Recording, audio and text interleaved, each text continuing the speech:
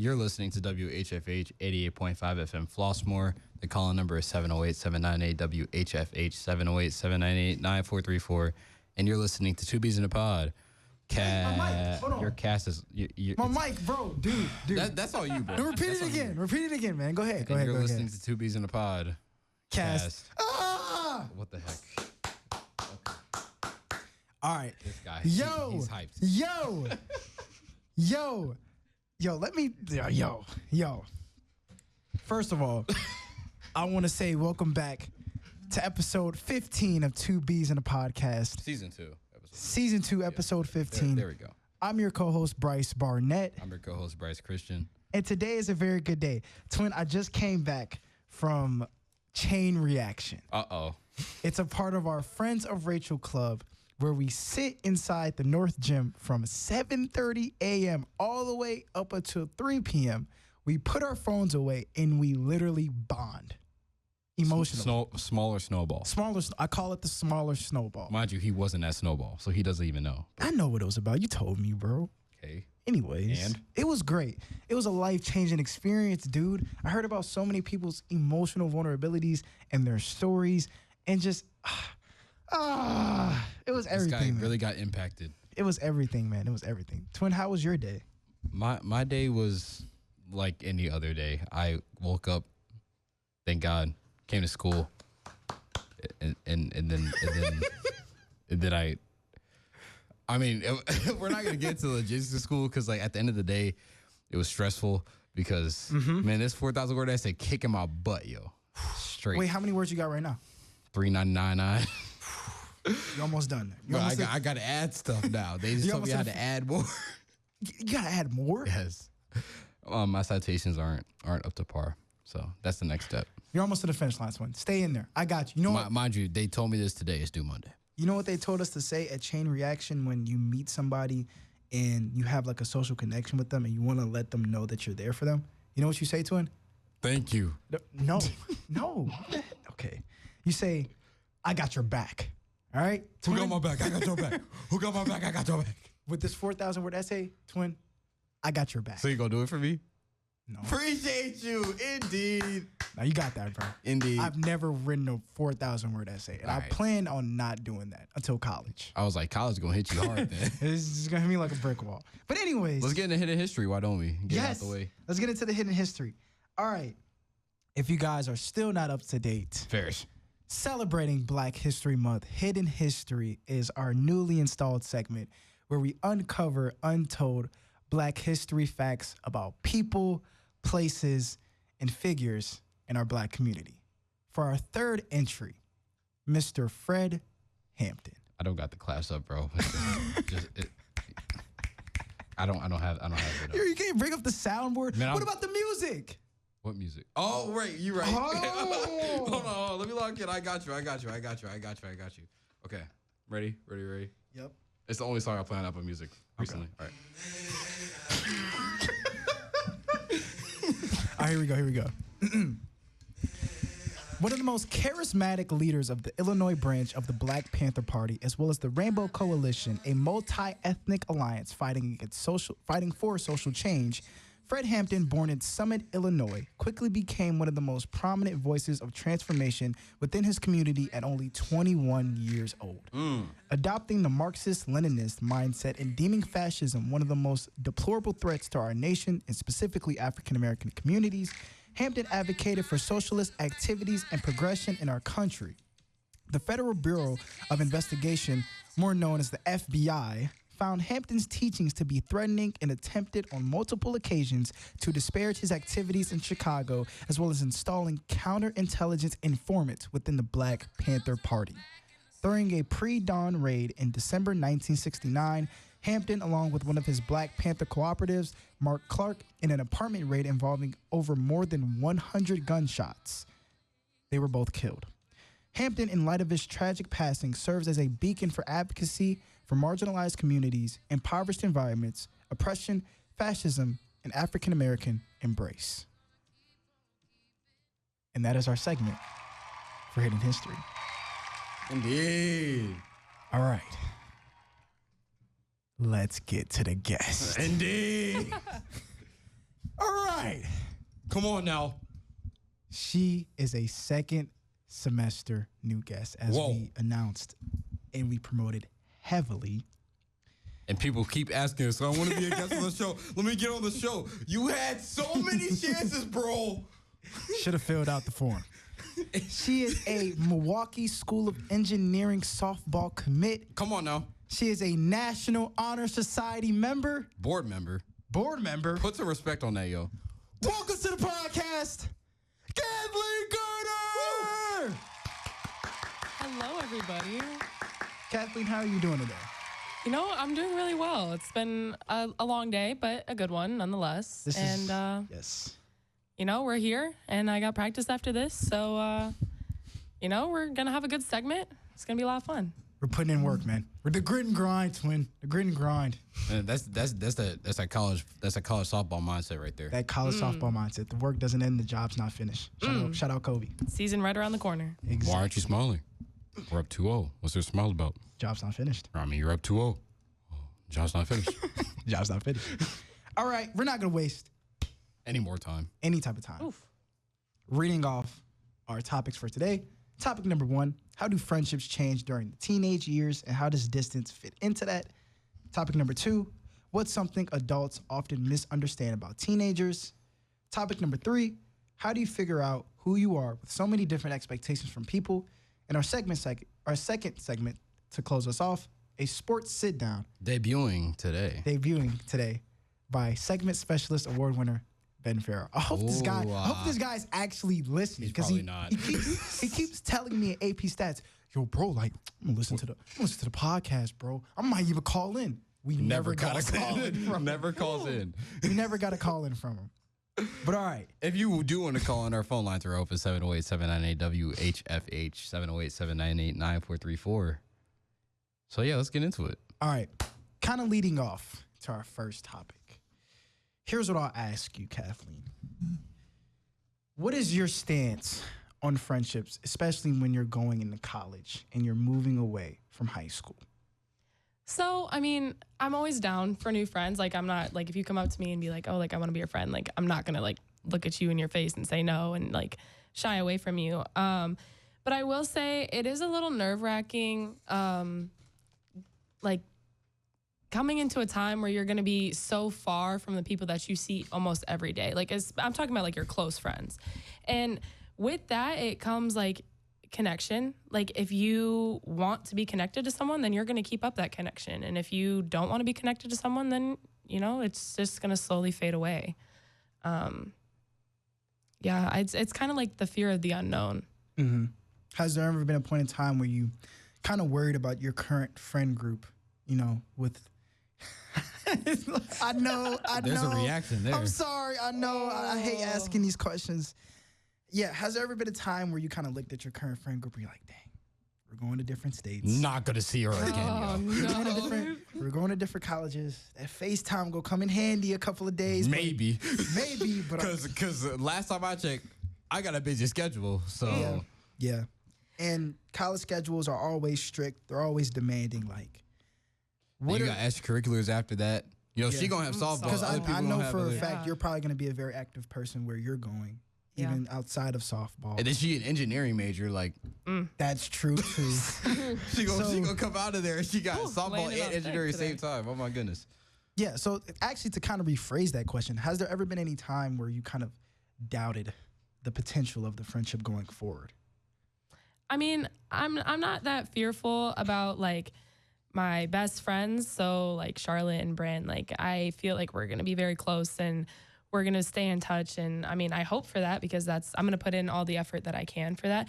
But I mean, it's like my close friends that I'm not the closest to that I kind of worry about. It's like those relationships that I hold very near and dear to my heart, but like I don't know if it's always reciprocated. So I don't know if I'm just gonna be putting my energy into like kind of like a void that's not hearing it and is like we're going to grow that distance and it's going to be like kind of like that piece of your heart that's missing for a little bit. And so like that's the doubt that I have. Like I'm not going to call out anyone specific, but yeah.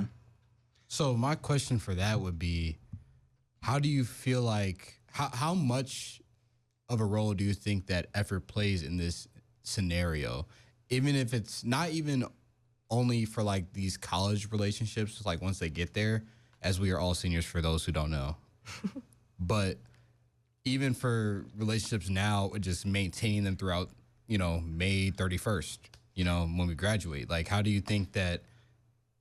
I'm not really asking for like a percentage on that, but just like rough estimate, how much do you think it plays a role in it?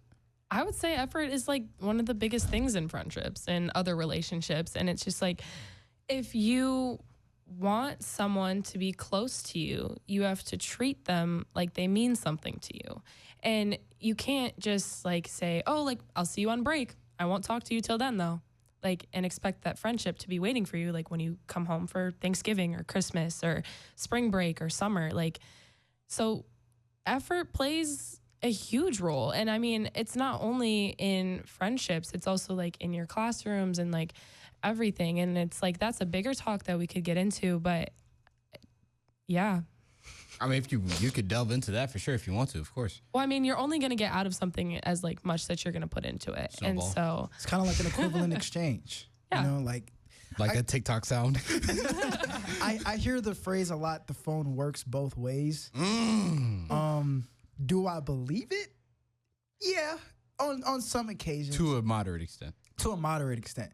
Because you have to also take in the fact that people got jobs. People got jobs, clubs, sports, personal life. Those are the 4 very important factors that plays into somebody's life, especially when you go off to college. Mm-hmm. Even in high school. Even in high school. So I definitely think that like effort goes both ways, but with the friendships that you are probably newly adopting right now during your senior year of high school, do you ever feel like there's doubt that it could still continue, or you should still keep working on it? Because it's like, okay, well, we're about to graduate. What's kind of the point? We just became friends. Oh, 1,000%.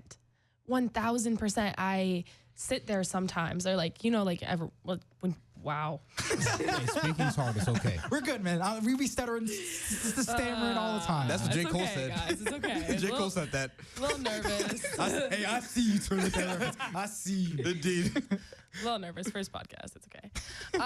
Anyways, 1,000%. Like, like those late nights when you're just like up, staring at your ceiling, Yes. contemplating your life. Like, I mean, like, there's so many people that I've met this year, like through Snowball, through NHS, just in the hallways, through softball. Like, and I do question, like, whether these people are going to be in my life in the future. Like, I mean, I'm always going to be nice to them because hopefully I'll see them again. Like, I'm not just going to sit here and say, like, oh, after graduation, I'll never see you again. Goodbye. Mm-hmm. Fairs. Right. I mean, Twin, what are your thoughts on that? Man, when I tell you, I was nervous when I'm like somebody that I'm really close to still, who's at college now. He graduated last year. He was having some of his friends were telling me that he doesn't talk to them anymore. I was like, whoa. Like, and it's not even like anything personal. It's just like, just how life goes, Bro's a busy guy, right? But I'm like, dang, like, cause like, he and I are very similar in a lot of aspects. And I don't want us to be similar in that aspect. I'm not gonna ditch you, Twin. Gosh, you better not. That'll be the downfall of the podcast. One love, man. One love. Hey, Bob Marley. One love. What is lava?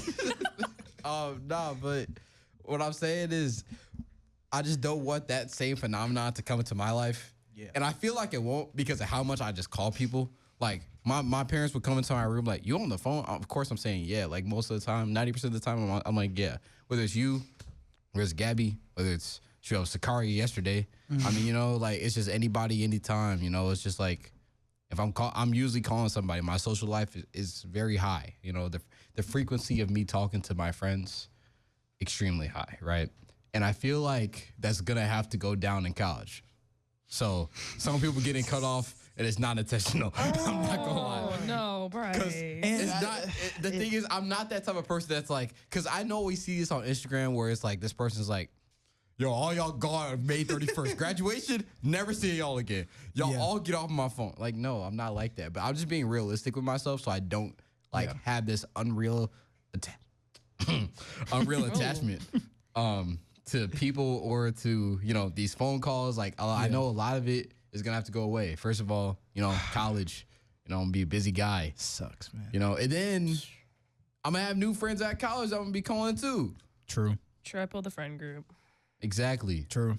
One thing I do want to say, shout out Brandon Courts, shout out to Brandon Courts. Shout out to Brandon Courts and shout out to Ahmad Powell. Indeed. Shout out to both of those guys. Hall of Famers of the 2Bs podcast, Indeed. By the way. Shout out to those guys. But what were you saying, Twin? Specifically for Brandon, though, like, he and I still talk, like, I just talked to him today. Like, we talk pretty much every day. Like, he talked to me after I posted my ice photos and stuff from the walkout. Couple 2 weeks ago now or last week, I forgot. No, last Friday, right? I think it was last Friday. Yeah, sure, we'll go with that. So he texted me then just to text me, not like provoked by me. And that's another thing too.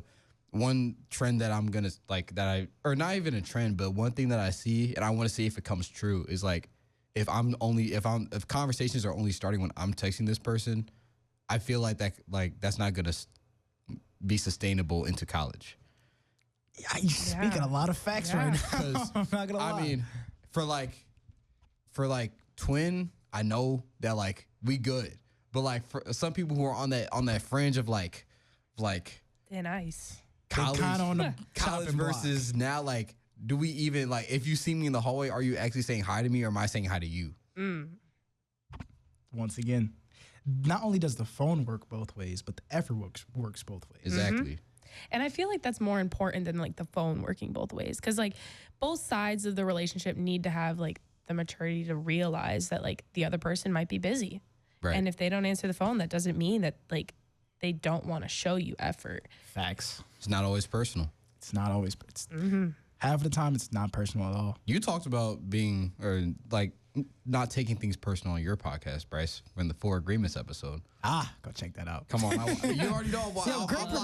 I'm locked in. So, like, you got that perspective. You got the perspective. Yeah. I mean. Who was the writer again? I forgot the name. Miguel Ruiz. So, yeah. Miguel Ruiz. Yeah, yes. Just get that perspective you got on this, especially with taking it personal. Yeah, well, here's the thing.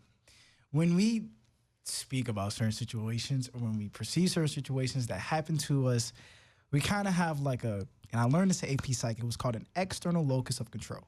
We're like, these things are happening to me, or it's the world's fault. It's this external factor versus internal factors. I'm hearing external thinking. That's my IA. I'm doing an experiment on this. Oh my gosh. Like, it's this person's fault, it's their person's fault. Like, oh my gosh, but you never have like an internal locus of control. Like, dang. Accountability? Maybe I'm probably overthinking it. Maybe it's my responsibility. Maybe I'm not putting in enough effort. Maybe I'm not reaching out enough. All those things come into play because you have to understand not everybody is available, but that doesn't mean that nobody is thinking about you. If somebody isn't available, that doesn't mean that they don't care about you or they don't consider you. We just got our lives, man. It's our lives. We are living our lives. We are trying to progress our life. We are trying to provide for ourselves. We are trying to provide for the people around us. And we are trying to make a living. And when we go off to college, it goes up an even higher level. So that's just my perspective on it, especially when it comes down to not taking things personally, because we always attribute it to like some type of internalized bitterness. Like, oh my gosh, they ain't calling me, bro. Like, what's their fault, bro? Oh my gosh, bro. Yeah. They ain't text me, bro. This, that, and the third. Little do you know, this man got a 4,000 word essay. This man got a 4,000 word essay. Somebody may have, a research project. Shoot, I got a 3,000 one due tomorrow. Yeah, you might just want to skip school tomorrow. I'm not gonna lie, so you gotta take care of that. We working on it. It's get it. The effort's being put in. Okay, just gotta give me some effort back. Any calls that come in, bro, don't answer that, bro. You just gotta focus on what you gotta focus on. I'm already knowing. But like, yeah, somebody may have like a research slideshow that's like 40 pages that they gotta do tomorrow in front of the whole class. They may be stressing about that. The last thing that they want to on their mind is, bro, why you ain't call me yesterday, bro? Why you ain't text me yesterday? Bro, I got stuff I need to do. I have a life. Especially if it's late at night. Yeah. If it is late at night, I am going to sleep. I gotta go to sleep. I gotta choose me. All right, I don't know if you're going to sleep, Twin. You be up at late nights. See, I be up late at nights doing podcast work, but Also, schoolwork. Because I have stuff I need to do. Sometimes I get a good amount of sleep. I actually went to sleep at like 10:30 last night. I have not been getting good sleep specifically this week. It's been bad. It's okay, Twin. We have our moments. I'm sure Kathleen probably has some sleepless nights. Guys, I'm not going to lie to you. I'm going to expose myself on the podcast. My mom takes my phone at 10 p.m. I don't blame That's not a bad thing to do, though. I don't blame her. I don't blame her. Because honestly, yeah, I would be up on it all night. Sometimes, which is her point. I'm just scrolling. Sometimes it's just this, man. Yeah, I'm too tired to be scrolling past like a certain time. Like for me, like how it goes usually. Like I'll set it up for like a Tuesday, right? I go to school, then I do the homework that I need to do at like as much as I can. Then I got work at 5:30, so I gotta start getting ready at 5. Go to work, do my shift, come back home. It's like 8:30, day near 9, right?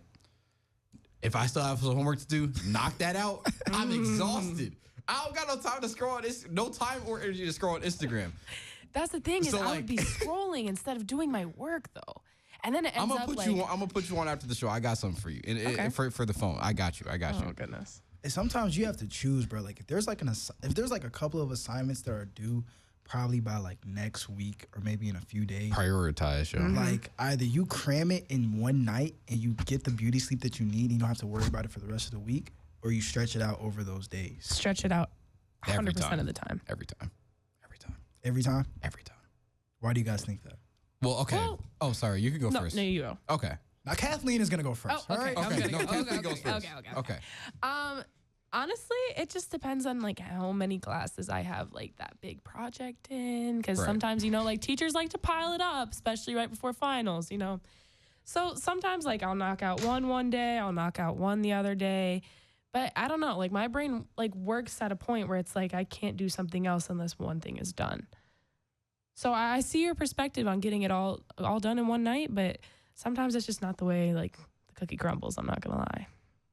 That's a very valid point. What were you thinking, Twin? For me, this it's because of IB. It's because of IB. Honestly, You know what's because crazy? here's the thing. When I'm looking at my plate, like right now, I'm looking at my plate, right? I go to ooh, my phone almost dropped. I'm busy this weekend, extremely busy, doing things that are for my future, right? Yes. Okay, so I know that tonight I have no other homework besides my physics IA. So guess what's getting the majority of the work? The physics IA. Okay. However, I know I have my EE that needs extra citations. I don't have to write much else as I'm at 3,999 words, which is... Bro, just extend one of the words like that. No. That's is. maximum, not minimum. That's max. I can't go much. I can't go much further. So I was just talking to Miss K today. We discussed some cutting that I have to do, and we discussed a different citing process that I have to execute. Right. So I have to do that tomorrow, Saturday, Sunday. Assuming that I don't get much homework tomorrow, which we're hoping that's the case. We're hoping that the teachers are, yeah. And we're also hoping that my great physics teacher, shout out Mr. Galich, we're hoping he gives me a we're hoping he gives What's me wrong, Kathleen? We're hoping he gives me a What's wrong with Mr. Galich? I've never heard of this. nothing's wrong with Mr. Galich. Nothing is wrong with Mr. Galich. That's not what the reaction is. I love Mr. Galich, actually. Actually, I'm not sure if he knows me, but I've gone to him for notes a couple times. I just wish I had Mr. Galich. That's what that reaction was. No hate to my physics teacher. Is he a good teacher? He is a good teacher. Okay. He wrote our final. It was a great final. I'm not gonna lie. So yeah, it's just like he's chill. I just hope that he gives us another in-class IA work day, because if he does, my IA is smooth. Because it's due tomorrow night at 11:59. I'm not gonna procrastinate, but I don't need to get it all done tonight. What we do is we're kind of. I'm actually kind of splitting it up. Usually I stay 100% of the time, and actually it's still 100% of the time. I'm not gonna lie, but it's getting done when I need to get done in the physics one, then shifting over, just getting the sources for the EE, and then actually citing them throughout these next couple of days. So that's how I'm splitting it up in my head. Okay. Right? But I'll take you through another gauntlet real quick that we have to go to break. When was this? This was November of this year. College applications happening, right? It's like about to be November. My dumb self, I wasn't applying early anywhere at one point in time. So Yeah, I know you're looking at me crazy. I didn't. Because see that's what, anywhere at a certain point. Because of I was thinking like my my ACT score is like too low. All this, I got a 27. I needed like 30s for like where I'm trying to go. And I was thinking like I'm not gonna apply early anywhere. I'm gonna just like get my personal statement done and then like wait till like these December/January deadlines. Call from there, right? October 17th, shout out Mr. Coy, went to his office. Oh my goodness. He was like, dude, what are you doing? Yeah, what are you doing? What are you doing? You're not applying early anywhere? You want no money? That's basically what he was saying. Like, he was like, you're not getting no scholarship if you don't apply early. And he's right. He was 100% right. Me applying to USC, $80,000 per year. Yeah. And not doing early, meaning I have no chance for scholarships. I didn't know this. See, these are things that I don't even know. I don't know why I did that. Like, I don't know why I even. Your pocket. No, for real.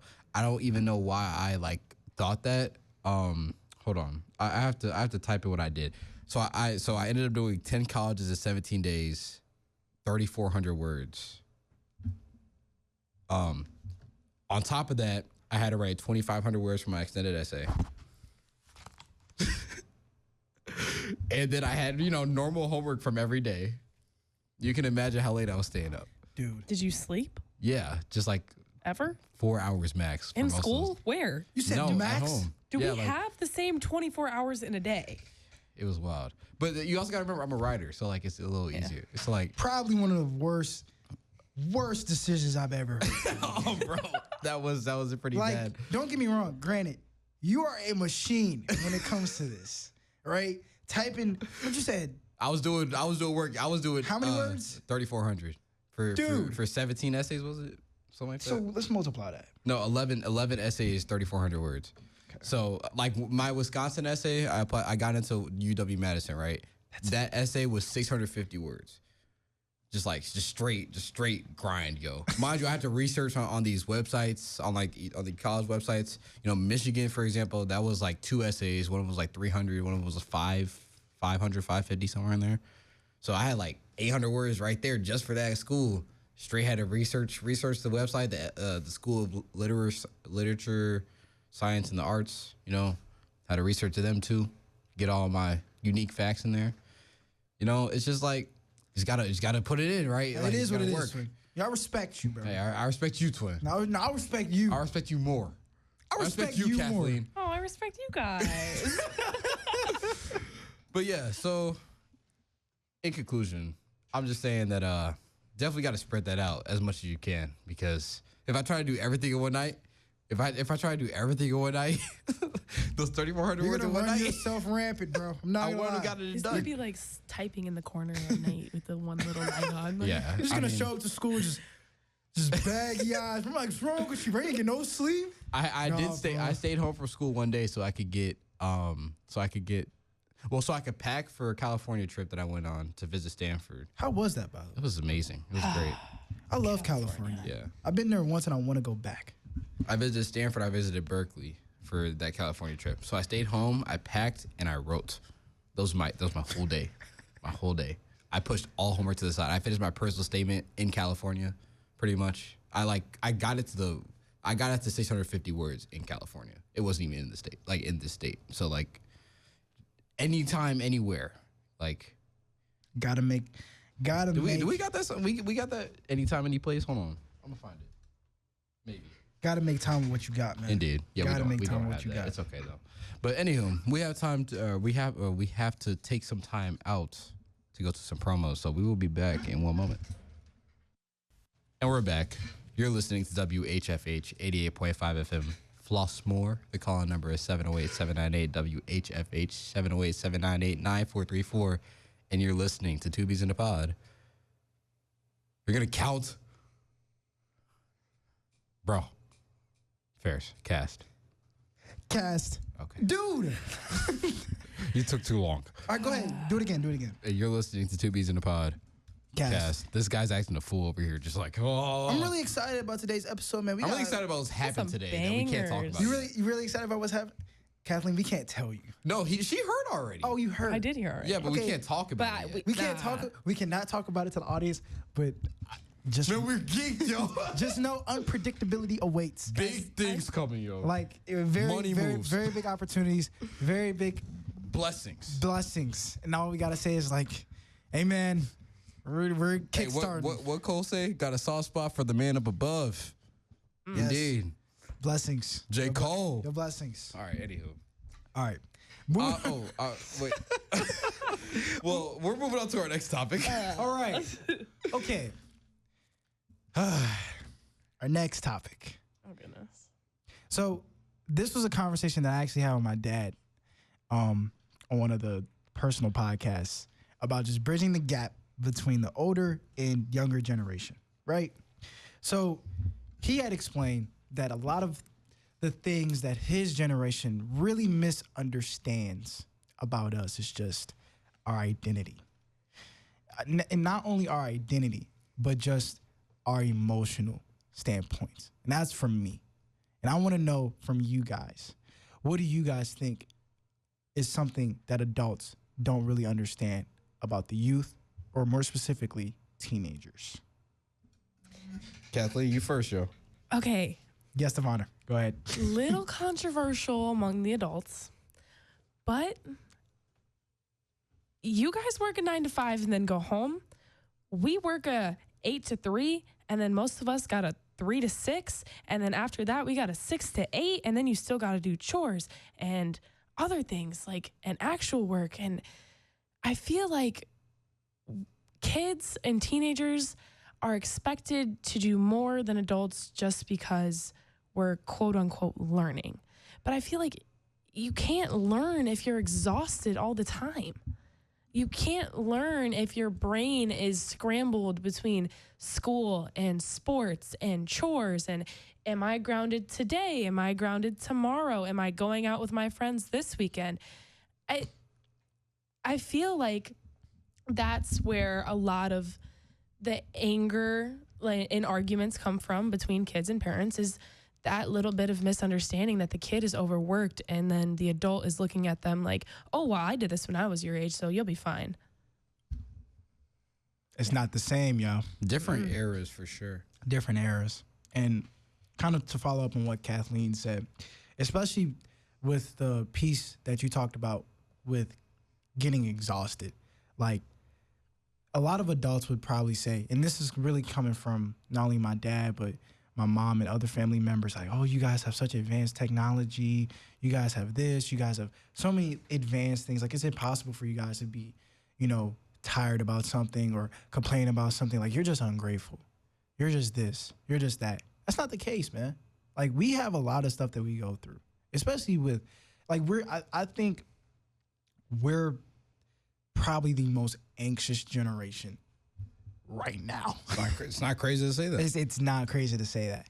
And what I will give to the adults is that some of that anxiety we put on ourselves, because we willfully sign up for certain clubs that demand pressure. We willfully sign up for sports that demand pressure. We willfully sign up for classes. I did not sign up for that myself. I did not do that on myself. Do not put that on me. IB, AP honors, like that all demand certain pressure. But it's not ungrateful for us to ask for help or to at least vent about our problems. Mm. Like if we're saying to you like, man, I'm just tired, man. What you tired about? What you tired about? You only went to school. How you know school wasn't tiring, exhausting? How you know I ain't have this essay and this project and this slideshow that I had to present all in one day? How you know I ain't have, this fight with my friend or my significant other and we arguing? This, that, and the third. How you know I don't got a headache and I'm tired and I just want to go home? Tired, bro. I just want to sleep. I got the same similarities as you. We just in different environments, bro. Come on now. You work the blue collar, I work the Homewood Flossmoor, bro. Not gonna lie. Smoky a bar. Might be a bar. What do you think about that, Twin? At the end of the day, we have different lives, and I feel like just empathy needs to be there from both sides. Yeah. Whether it's parent to child or child to parent, it's more of just like, hey, I know you got your own things. I know we got our own things, but we both need to just understand that the other person is kind of just figuring out life with us. You know, we both, I mean, like, I feel like, I mean, nobody has everything figured out, no matter how much they try to fake it. Like, I mean, you hear from all three of us, we still figuring stuff out. Exactly. So, I mean, it's okay to not know what you're going to do in the next 5 minutes. I don't know the words I'm going to be saying in the next 5 minutes. That's okay. True. And I feel like that unpredictability of life is a beautiful thing. So, yeah. Okay. I mean, it's everyone's first time living. Yep. That's a bar. Yo, fist bump, bruh. That's a bar. Indeed. So, Indeed. I kind of want to pull up a little article from the United Nations Children's Fund. And they asked, or not asked, but they wrote an article kind of highlighting what certain adults misunderstand about young people. And here are some claims. And I want you guys to kind of give like a true or false, or I agree or I don't agree. I like the source here. Claim 1. Young people are way too sensitive. To an extent. That's a hard one. To an extent, though. Okay, but it's like you're learning, like, okay. Well, what does he mean by young people? What's like, is there an age range that he gives or anything? He or she, I don't know. No, it's just, quote, adults think we're too sensitive, we complain too much, and that any joke can hurt us. Did they not do the same thing when they were our age? Come on now. Did they not do the same thing when they were our age?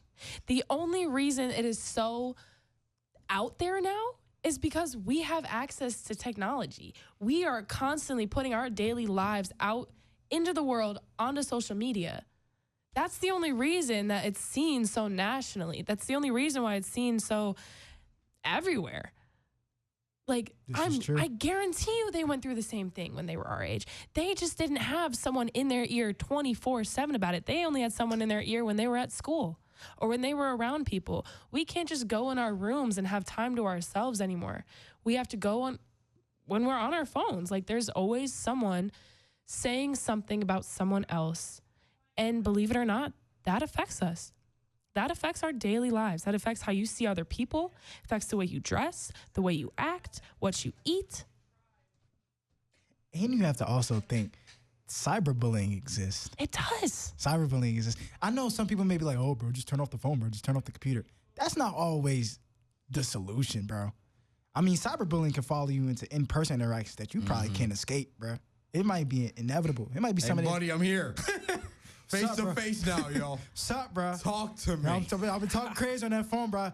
We're in person. Sup, bro? Oh, that's another thing, though, is it's so easy for people to hide behind their phone screen. Nobody wants to give you their actual opinions when they're in your face.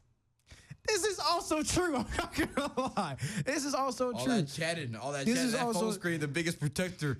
This is also true. Twin, Twin and Kathleen, I'm gonna let you guys in on a little secret. Kind of running the 2Bs in a pod account. I'm not gonna lie, there are some people who send us some kind of disparaging messages. Hey man, I see them too. I believe it. On TikTok, you know what I'm saying? On Instagram, you know what I'm saying? That be. Mind you, their TikTok is new. Hey. That's the thing. I went to the comment section of the very first video. That blew up, by the way. Shout out y'all. Shout out to the podcast, yo. Shout out to Dr. Alexander. Shout out to State. Indeed. But I went to the comment section, and one of the first comments I saw, and this was kind of funny, but this kind of proves the point. It was the speed laughing emoji, where it's just like. The speed of watching your stream, bro. Why are you trying not to laugh, and then bro? I scrolled down to the hidden comments. I clicked to reveal it, and it said, "Get a load of this guy." So that exists in some forms.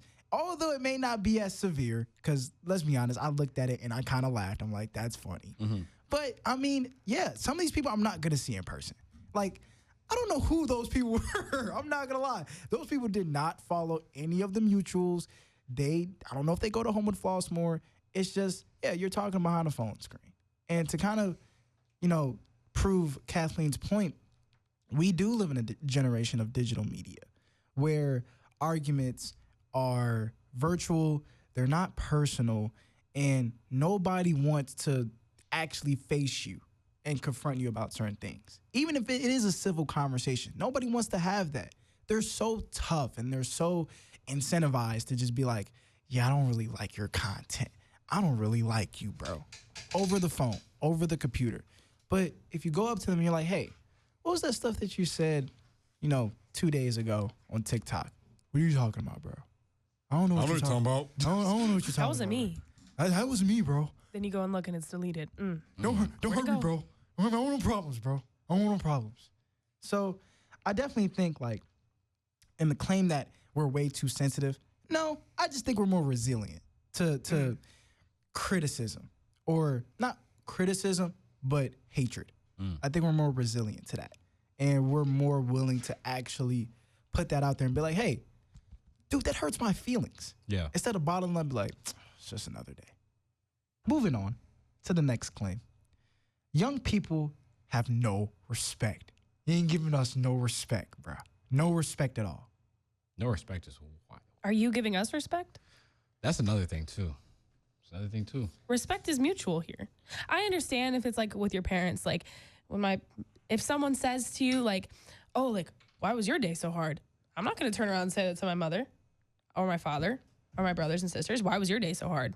Because I don't understand what they're going through. And I don't like when people say that to me. Indeed. But it's like, it gets to a point where it's like, if you don't do a chore, like now you're lazy. And if you do something halfway, it's like. Got that one too many times. But it's like, how is that respecting me? Like, I understand that, like, I didn't do something that you wanted me to do. And sometimes genuinely, it's like, I have so much on my plate that I genuinely forgot about it. And it's like, oh, well, now you're excusing it and you're lazy and blah, blah, blah. And it's like, how can I sit here and I feel respected and like want to put respect towards you when I don't feel that way? That's respect is a two-way street. It's a two-way street. What did Aretha Franklin say? I forgot. Okay. Wait, RESP? Yeah, there you go. There we go. Okay. All right. Yep. And actually, like, the claim came from a root of parental confrontation. So, like, talking with your parents, like, oh, yeah, you didn't do these chores. You're lazy. Oh, well, mom, don't talk back. Don't talk back. That's disrespectful. Even in conversations like that, where we talk back and we actually express our opinion. Why are you laughing to it? I feel like it's not talking back, though. Like, I think the kids are just trying to communicate. And it's seen as talking back because we're expected to just take what you're giving us. We're expected to take your disrespect. And instead of having a conversation about it, you want to argue and you want to pick a fight. And it's like, I feel like that sense of communication is lost. But I will give this kind of counter argument to my parents, because when talking to my dad about this, he did grow up in an environment where he was kind of conditioned to not talk back. So it kind of like, it's a generational follow-up. Like, 100%. I'm going to pass it on to my kid. Hey, don't talk back to me. You do these chores. Or, hey, don't talk back to me. You lazy. But like, oh, no, continue. Sorry. But, Dad, I got these clubs. Nah, you lazy. Dad, I got AP exam. Nah. Break the cycle, Bryce. Nah, you lazy. Yeah, break the cycle, Break Barnett. the cycle. We got to break the cycle, man. Bro, you got We got to break the cycle, and we got to teach our parents. We have to help our parents help us in a way. We have to teach our parents how to treat us. It goes down to the fundamental basic. Treat people how you want to be treated. Indeed. Golden rule. If you want to be treated with respect, you got to give me some, man. Like, even though I'm a child, yes, and I'm not an adult yet, and I'm not your age. 18. And I'm not your age, and I may not have the life experiences that you do, or the life teachings that you do, or the ones that you give to me. I still have some knowledge that is important to this conversation that we're having, human to human. Remove the fact that we have an age gap. This is a human to human talk. This is a father to son, a father to daughter, a father to a mother to son, a mother to daughter. Like, this is a conversation where it's a child to a parent. I'm not coming at you. I'm not trying to be confrontational. I'm just trying to be conversational. I just want to have a conversation. I think that's very important. And I feel like a lot of times responding, assuming the tone is respectful, responding is mistaken for disrespect. And I feel like gotta stop that, man. Sometimes you just want to get something off your chest, Joe. Like, give your perspective on the situation. Tell them a reason why. And it's not, sometimes it's just like it's not a conversation anymore. It's an argument. It turns into an argument. But that's really all I got on that. How many more claims are there? There's like 4 of them. Fair. So do one more, yo. We're gonna do one more. All right. Young people do everything in a hurry. In a hurry. We're so quick to like get things done, and we're always on the run, and we're moving too fast. We need to slow down with our lives. I would say that kind of pertains to like wanting to go out, be with your friends, wanting to go out, get your car and drive around the city and go out late. We do everything in a hurry, and we're so quick and so fast to do things.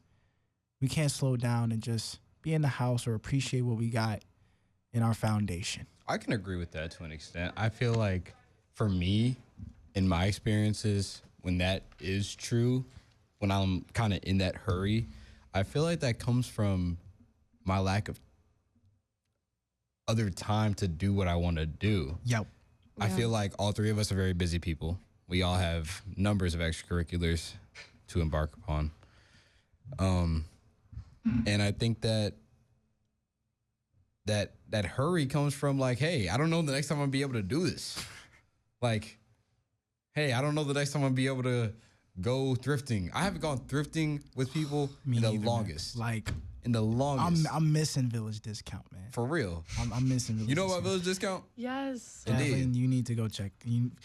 Look, man, hey, shout out Village Discount, bro. Indeed. In Chicago Heights, Illinois, go check it out. The amount of compliments I've got on my Village Discount stuff is more than my packs on the stuff. Bro, I got complimented on that in Chain Reaction. Exactly. He was like, where you get your clothes from? Village Discount. It's nice. Indeed. Yeah.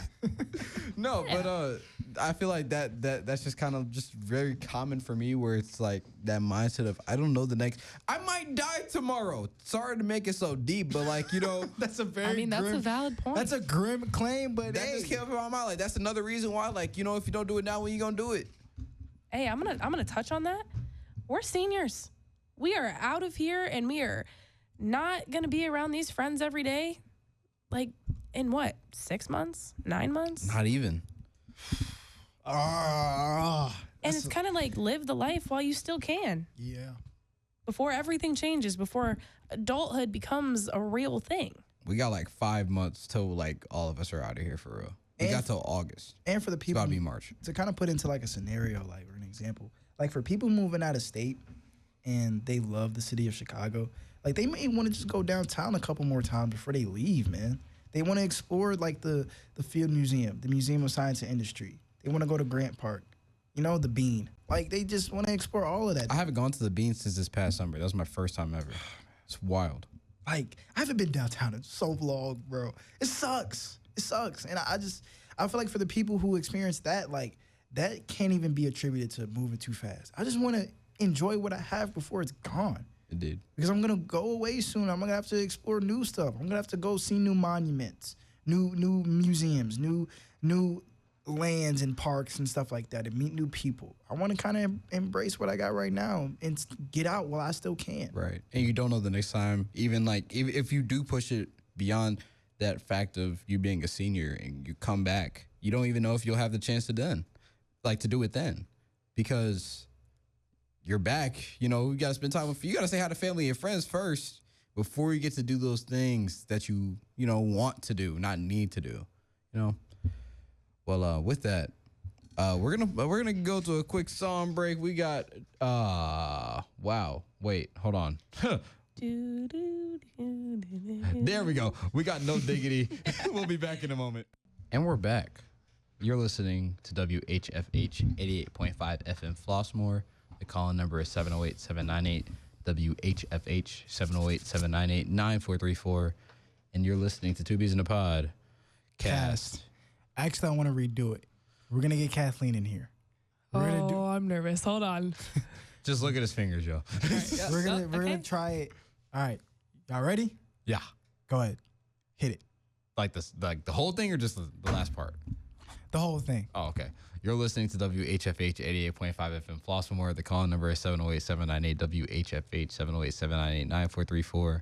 And you're listening to Tubies in the Pod. Cast. There we go.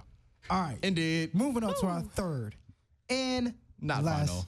Not a final. Like final topic, but not final segment. Yes. Final promoted segment. True. This other one's kind of secret. Mm-hmm. We are all athletes in a sense. Twin, you played AAU basketball. Wait, we skipping to that one? Wait, I thought that was the last one. What do you mean? No. Wait. No. Oh, okay. Shoot, go ahead, Twin. Go ahead. I had it mixed up. You got that? Oh, wait, no. I tweaked. Yeah, that's what I'm saying. Okay. Pretend like you did not hear that. You didn't hear that. It happens. Yo, it happens. You want to leave it in? You want me to, or do you want to redeem yourself? You go ahead and leave that in. You want to redeem yourself? Yes, I'm going to redeem myself. Redeem yourself. Go ahead, man. All right. Personal identity is everything. All right. All right. No, we locked. Go ahead, Twin. Knowing who we are is everything. And as we enter into social situations, as we enter into social environments, we are faced with different expectations, different critics, and different levels of discussions about us. How can we figure out how to maintain who we are, especially in a world of bullying, harassment, over-criticism, bigotry, fairs, and gossip? High school epitomized right there. Yeah. Basically high school. Yep, just put it all on a piece of tape, roll it in a wad, throw it at the wall. We got it. Kathleen, lead us off. Honestly, you just gotta take a step back. Assess the situation. Okay, so I'm gonna tell you right now, Kathleen. So during our first season of Two B's in a Podcast, Twin actually came up with a phrase that he does, right? It incorporates basketball with reflection, right? Indeed. What he says is you take a step back. Assess the situation. Like a step back dribble move, right? Yeah. And when you're looking at the court, you gotta make a read. You have to assess the situation, which is the basketball court, who's on the basketball court, what plays to make. And what else did you say? So, okay. Let me. Okay. He's gonna stand up. I do this a lot. Okay, so tween, step back, right? Assess the situation, right? So I'm looking at who I got on the floor, right? I got my big on the dunker spot. I got my wings at the break, and I got my other guard at the slot, right? I'm on the left slot, he on the right slot. Yep. If he cuts through, then I'm gonna do a cross drive right? Yeah. Then if help side come over for that right break, lead him to the corner, right? Okay, so that's a basketball. That's like the basketball interpretation of it. In real life, essentially, you're just reading everything that could be happening and changing your decisions regarding that. In basketball terms. Yeah. So now, but I don't mean to burst your bubble, Twin. Kathleen did not get any of it. I know. I'm not gonna lie, guys. I don't watch basketball. It's okay. How can we explain that in baseball terms? It's okay. You don't have to. I understand. I understand everything other than the basketball part, but I understand the concept. See, like, if you have a bad hitter up to bat and you're fielding, are you infield or outfield? You're infield, right? I do both. Oh, never mind. You're the GOAT for that. Hey. Not gonna lie. You're the greatest, bro. If you're in the infield, right? Like, let's say you're playing shortstop, all right? Just hypothetically, right? And you know you're setting up for a double play. How do you shift? Up the middle. Exactly. So in this concept, the purpose is to get the double play. So you're just gonna shift up the middle. That's you stepping back, assessing the situation. I got you. Exactly. Okay. There I we got go. you. That's my baseball softball knowledge right there. All right. So going back to what you said, Kathleen, about taking a step back. I feel like you got to take a step back, like kind of like out of like your own life. Like you got to like assess yourself from like outside of your body. You got to have like force yourself into like that out of body experience. Not actually literally don't do that. But like don't do that, bro. He may not come back into your body. He may not come back into your body, fam. But not gonna lie. Metaphorically speaking, you have to have that out of body experience and you need to look at yourself and you need to decide, is this how I would want to be treated? Like we keep coming back to like this golden rule. And it's like, how would I react if someone was speaking to me the way that I'm speaking to them? And it's like, that's how you change your actions. You have to, and coming off on like my words are all jumbled in my brain right now. But basically what I'm trying to say is you have to assess what you're doing and how you're acting and compare it to who you want to be, who you aspire to be, and who you look up to. So it's like when people expect so much from you, you have to like first question what you expect from yourself. Bang. Whoa, moment of silence for that one. Nah, that was a hard hitter. I'm not gonna lie. No baseball. No pun intended. No baseball. That was a home run. Grand slam. Grand slam, yo. Hey, Twin, you next, man. All right, you can do it. So piggybacking off of what Kathleen said. Hard to do that. That was fire. Yeah, I mean. And this is something that I feel like we've all gone through because we're people of, I would say, high status. Not to brag. Not to toot our horns. Not to like boost the ego. Not to boost the ego, but people know who we are. Right? People know who we are. And they're gonna have their own expectations. They're gonna have their own opinions, right? And whether that comes from teachers with certain assignments, like, bro, I expected better from you. You were supposed to write better on this essay. You get a B. You get a B. Essay. You get a B minus. You get a B minus instead of an A+, right? That may be an expectation that they see about you, but you may look at your work and be like, you know what? I did A+ work. Somebody may look at you to my standard. To my standard. Somebody may look at your personality. He seemed kind of like overconfident. He seemed kind of like overconfident. He too overconfident. He seemed cocky. Nah. I'm secure in who I am. That's an example. Figuring out who you are is always reaffirming yourself, especially in the midst of different expectations. Because people could come at you and once and be like, I think you're rude. I think you're mean. I think you're cocky. I think you're a loser. I think you're a lame. I think you're kind of nerdy. Matter of fact, I think you're a geek. And you could just be like, you know what? I am who I am. I know who I am. What you say is not going to enter this solidified, how can I say this? This solidified, secure bubble of my own reaffirmation of who I am and of myself. That's not going to enter this bubble. This bubble secures my identity. It secures my personality. It secures my confidence in who I am. And that's going to forever stay with me.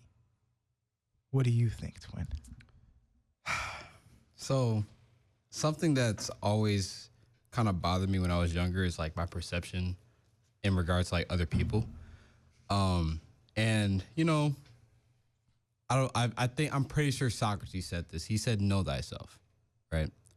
And that's something that kind of popped up for me, I would say in my sophomore year, like going to my sophomore year.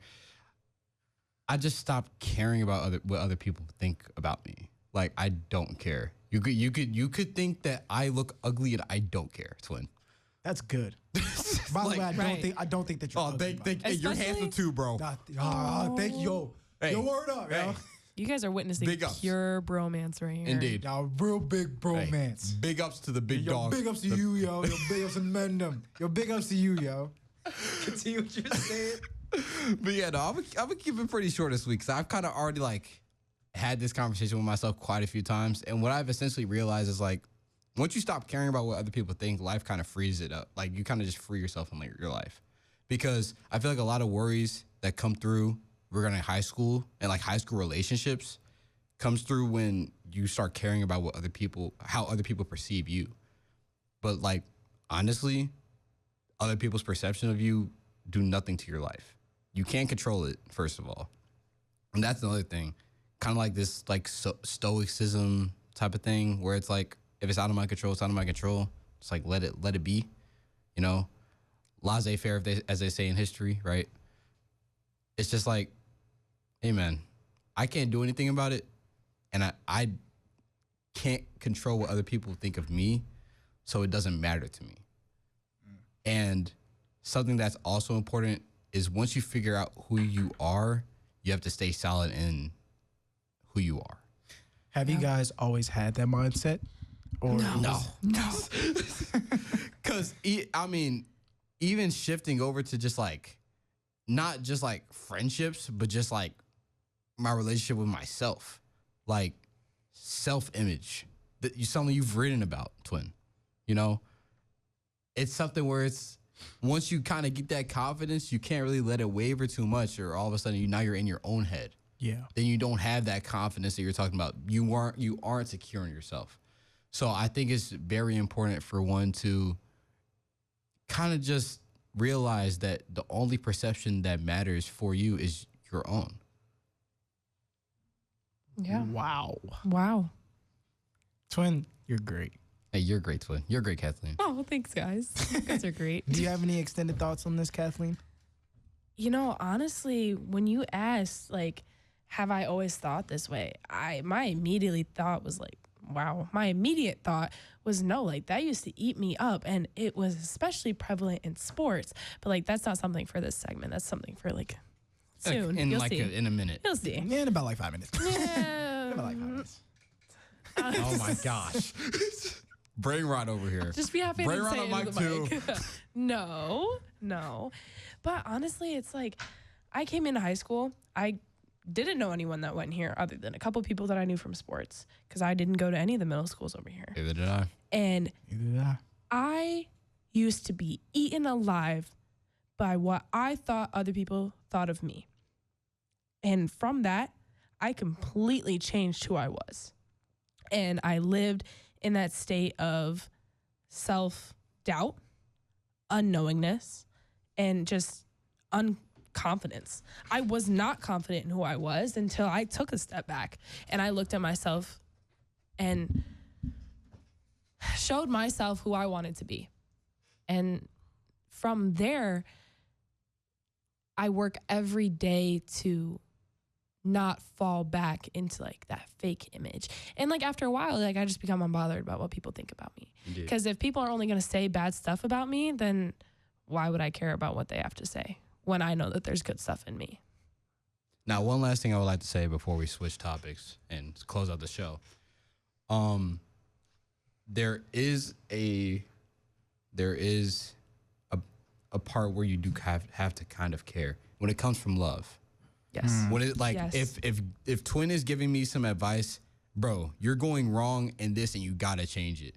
That's coming from a place of I'm looking out for you, bro, not from I'm just trying to get at you, yo. Yeah. You know? That's important too. Deciphering criticism from actual hatred it's very important. 100%. Having that discernment is definitely integral. So anywho, should I lead into this last topic or this last segment here? Yeah. So we've gone through all of our official topics for the day, but we do have one more segment.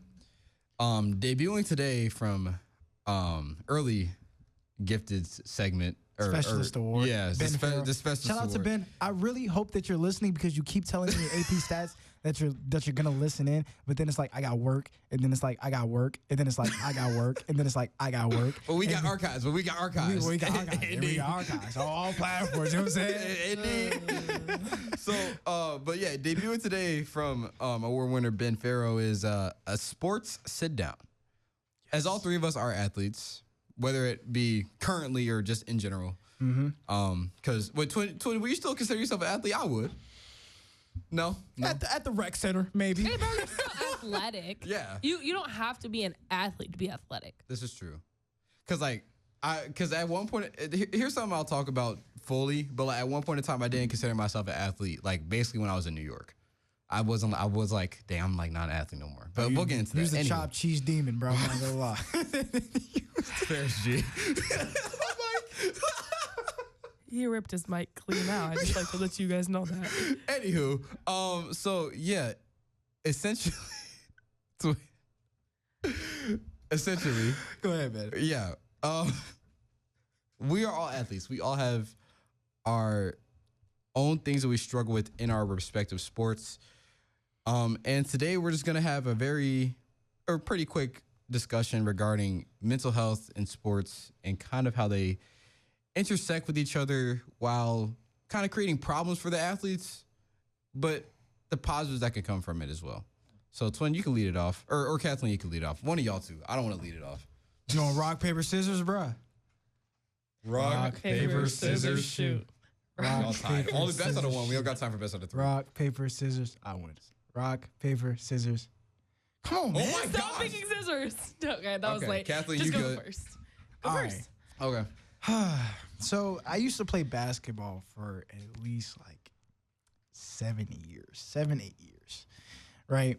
And with most of the teams that I've been on, whether that be AAU or a school team, there was never really a moment, I would say, apart from high school, where the athlete's mental health was prioritized, right? It was kind of like a machine, right? Like you go to school, you go to practice, the conditioning, the skill work, the scrimmaging, and then you go home. But I never really experienced a point where the coach kind of like brought us all together, or the coach kind of reached out to us individually and he was like, how are y'all doing mentally? Like what's going on in y'all personal lives, right? But that, I feel like that changed once I got to high school, and I wouldn't generalize that to just high school basketball, but Homewood Flossmoor, because we obviously prioritize our students' well-being, like whether that be staff members, teachers, coaches, whatever the case may be. We prioritize how our students feel. So that changed once I got to high school. But what I would want to point out is the fact that since we have such an immense workload and we work ourselves to literally exhaustion during practice, during the games, especially during playoffs, you have to understand, bro, there is so much stress riding on this kid's brain. You think it wouldn't be best to at least reach out and be like, hey, kid, what's going on up here? That's what I have to say. Kathleen. I mean, I play a game of failure. Literally. Softball is literally, like, in the definition, it is a game of failure. So it's like, it took me such a long time to accept that, especially, like, once I started, like going up in the ranks of, like, travel. Like, so your AAU is my travel. Right. And so, like, as you go up and you start to play the best of the best. Like, I traveled the country playing softball, and it's like you have to like learn to accept that it's not always gonna be you. You're not always gonna be the one saving the team, and that takes a lot out of you to learn, especially in your like young years, like your life-changing years. So I'm talking 8th grade, freshman year, sophomore year. Like, those years are so detrimental to your health and your mental health that it's like, if you're misguided even a little bit, or if you're not guided at all, that like it can become very dangerous to be living in those thoughts. Well, what I have to say is kind of just branching off what I was saying earlier regarding my relationship with sports. At the moment, I'm still like an athlete. Like, I do taekwondo. Yeah. Fairs. Wow. Guys, hiya. All right. I'm sorry, Tay. I'm so sorry. I just had to put that. But yeah, I mean, one of the things recently, I'll even give it like a recent thing, like mentally, that's been like messing with me. The fact that I can't test that often. Now that I'm a 2nd degree black belt, I have to wait, 4 months to test again. It used to be 2 months. Like, I would get a test every other month, just call it a day. Now it's 4 months. It's really messing with me because I don't actually get to go to taekwondo. Taekwondo, a lot of times, can be like a place of peace for me. And now I just really go for work. Like, I just like work there. And it's like, it's cool. I love working there. It's actually like, I'm blessed to say that like I actually enjoy going to work. Right. I look forward to work when I work on whatever days I'm working on. That's a great feeling. Right. And the thing is, it kind of sucks because it's like, dang, I wish I could be kicking around too, you know? Shifting to basketball, it really sucked. Like, I've discussed this before, how I had to make the decision between New York and basketball. Because I had the opportunity to play AAU this past summer. I chose, and I made the right choice. I know I did. Like, now I know I did. I know you did, twin. Right, you had the time of your life. Yeah, I did. And you met. Look look who you met, man. I know my whole life. Our whole life is different right now. If it wasn't, Is that how you met? I didn't. Wait, keep going. Keep going. No. Keep going. Yo, Never mind. We'll get there. We'll get there. Shout out, Mr. Herndon. Shout out Mr. Herndon, Shout out Mr. Herndon, yo. Imagine. Yeah, I know. Just but saying. yeah, so like now I know that. But like during that time while I was in New York, I was like, dang, I need to be playing basketball right now. Like I'm thinking, yo, like literally every summer of my life, I'm either training or playing basketball since I was 5 years old. Like it's a whole different lifestyle for me. I'm in a different state. I'm not even at home, right? Then I'm thinking like, hey, where the courts at? We actually did play basketball in New York one time. It was really nice. Yes, I balled out. Yes. All right. And I don't pick up the ball as much as I used to. And it really does suck. My skill is still there, but sometimes I got to take some more warm-up shots than usual, right? Yeah. But my biggest thing with sports at the moment would be just the fact that, first of all, like I said, like I'm not training in either sport as much as I used to. And that's kind of sucky because, like I said, like both of them can be very, very beneficial to my mental health, especially in times like these where, essays piling up, Yeah. Can really use a little basketball and hoop right now. I can't even lie to you. But,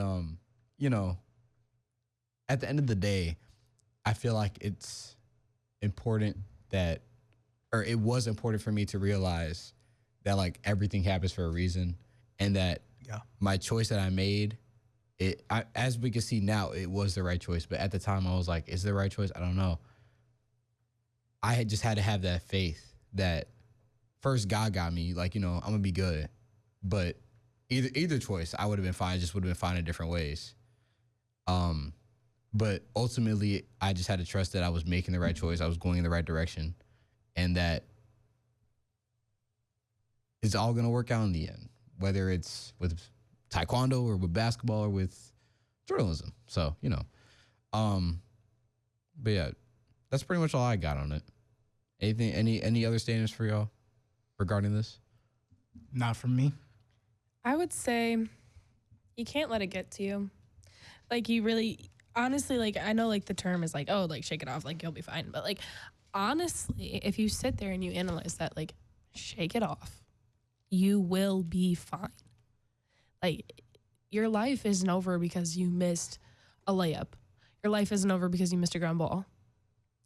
Your life isn't over because you chose journalism over basketball. Like, honestly, there's so much good coming in, like, the life that we have ahead of us. Like, we're 17 and 18 years old.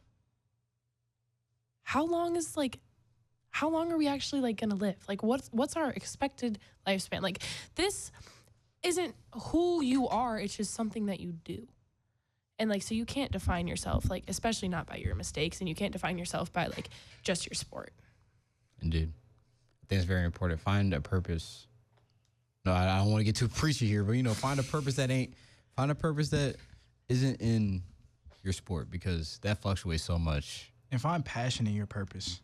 Find find something that you like to do. Like if you find that, journalism may be your purpose, find fun in doing it. Yeah, twin. That's all you, man. Like I'm not gonna lie, bro. For the podcast, you know how much I enjoy marketing this stuff? You know how much I enjoy writing up the stuff? You know how much I enjoy being here? This is fun. This is not work. Indeed. We're being rewarded by doing what we want to do. That's the greatest reward of all. Oh, live to work, don't work to live. Come on now. All right. And with that, our podtastic recap. Indeed. With our guest, Kathleen Karner, we talked about how do friendships change during the teenage years and how does distance fit into that. We talked about what's something adults often misunderstand about teenagers. We talked about how do you figure out who you are with so many different expectations from people. And we covered our third entry of our Hidden History segment, highlighting Black figures. And we also talked about sports and mental health, how to balance that in our Sports Sit-Down segment by Ben Faoro. And with that, we'd like to thank Kat for coming on today. course, guys. Thank you for having me. I don't got my phone out, man. It's not happening this time. Yeah. Snap. But yeah, it's been 2 bees in a pod. Wait. Let's do this. Yeah. Okay. Lock in cat. It's been 2 bees in a pod. Cast. We have a show. We have a gauntlet of guests coming up. Hey, I'm not gonna lie. I kind of want to before you turn this on because we got 7:35, right? Yeah. Okay, I want to say this. I'm not gonna lie. Unpredictability awaits. You guys who are asking about the show and who's gonna be on, I'm gonna tell you right now. It is not who you think At all. It is not who you Silhouettes think. are deceiving. Literally, the silhouettes are deceiving. You don't know who that is. We bro. gotta add another silhouette, low key. We might have to. We gotta add about like 3 of them. We gotta add like 3 of them. But all I gotta say is, be prepared for the unexpected. for the unexpected. Expect the unexpected, Indeed. and be prepared for the unprepared. That didn't even make sense. No, But that last one was take like- us out, man. I'm with you. Take us out. I had it, but then I dropped it. I ain't gonna lie. It's been a great show. We'll be on next Thursday, 6 to 7:30.